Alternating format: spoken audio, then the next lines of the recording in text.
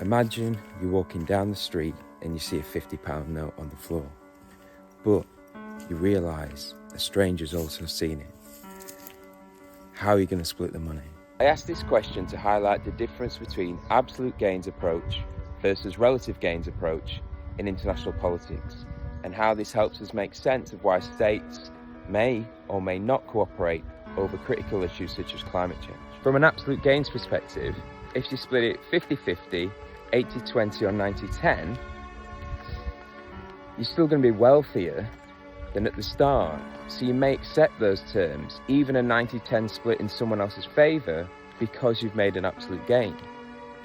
However, from a relative gains perspective, if you accept anything less than 50%, you may have increased your wealth, but you're now in a weaker position relative to the stranger who's taken more from this agreement than you have. So why would you accept those terms and conditions? Remember the first concept, anarchy. At the national level, there's governments and laws, so you may not resort to violence because you fear being put in prison, or just because you're a good human being. But at the international level, there's no world government. So what's to stop the strongest state from just trying to take it all?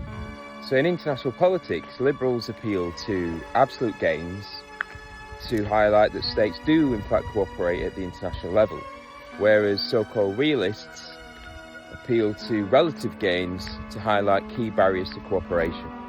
So the next time you see governments discussing climate change or fishing rights or landmines or anything really, just remember the difference between relative gains and absolute gains, and you decide for yourself which you think holds the most explanatory value.